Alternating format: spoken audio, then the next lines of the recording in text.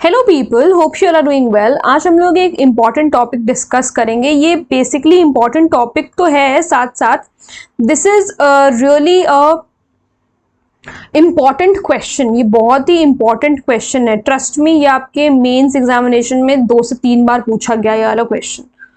Summons trial versus warrant trial. Summon trial warrant trial से different कैसे है? Summon trial warrant trial से different कैसे है, ये क्वेश्चन हमारा कई बार पूछा गया है। आप चाहे तो देख सकते हैं। एक क्वेश्चन मेरा आप लोगों से है जो आप लोग मुझे कमेंट सेक्शन में जिसका जवाब देंगे कि समन ट्रायल हमारे कौन से चैप्टर में बताया गया है और वारंट ट्रायल कौन से चैप्टर में बताया गया है, क्या कॉम्प्लेक्सिटी है इसकी। ऐसे देखते हैं। The summons case procedure is simpler and speedier. Summon case का हम जानते हैं प्रोसीजर, क्योंकि उसमें काफी जो है 2 साल से कम की इम्प्रिजनमेंट वाला सिस्टम होता है, तो इसलिए जो इसका प्रोसीजर होता है काफी सिंपलर और तेजी से होता है। Whereas the warrant case process is complex and slower. वहीं पर जो वारंट केस का जो प्रोसेस होता है थोड़ा सा कॉम्प्लेक्स होता है, थोड़ा सा चीजें उसमें ज्यादा होती हैं और ये थोड़ा सा धीमे चलता है। Warrant cases deal more seriously with offences than those in cases of summon. Warrant case जो है वो ज्यादा जो ग्रीवियस ऑफेंसेस होते हैं, जो सीरियस ऑफेंसेस होते हैं, उससे डील करता है। समन्स केस में ऐसा नहीं होता। These cases can not be tried in the same clear and timely manner as the summons cases. In the summon case, the accused can plead guilty by post after the summon has been issued without appearing before the magistrate. Summon case में क्या होता है, accused अगर guilty plead कर रहा है तो by post वो summon को जो है जो भी अपना गिल्टी वो मान सकता है खुद को, और उसके बाद फाइन वगैरह ट्रांसमिट कर सकता है। हमने ये कहाँ पढ़ा था? पेटी ऑफेंसेस में पढ़ा था, सेक्शन 206 में पढ़ा था। याद है?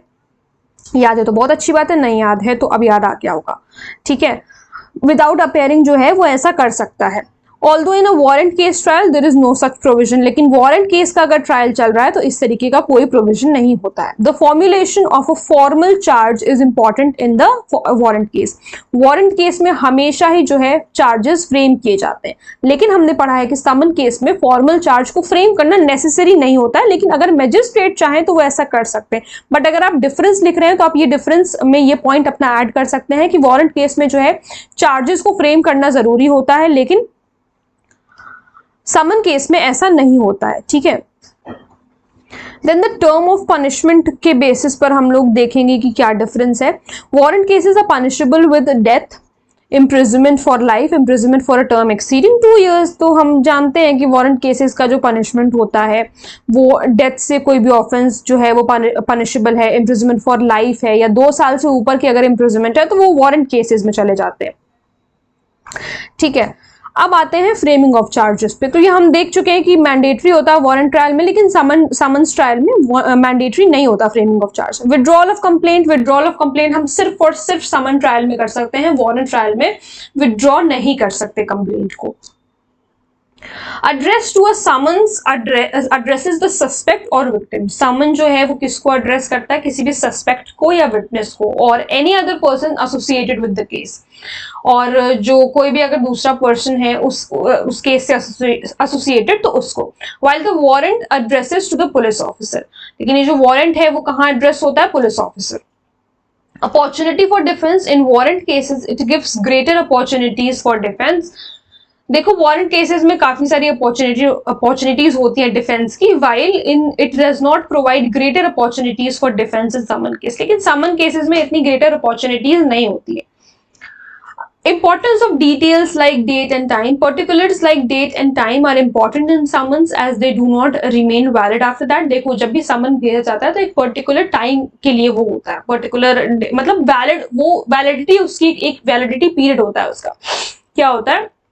एक वैलिडिटी पीरियड होता है। तो समन जो है हमारा उसी तारीख तक जो है वो वैलिड होता है। ठीक है, ये मैं समन के केस में बात कर रही हूँ।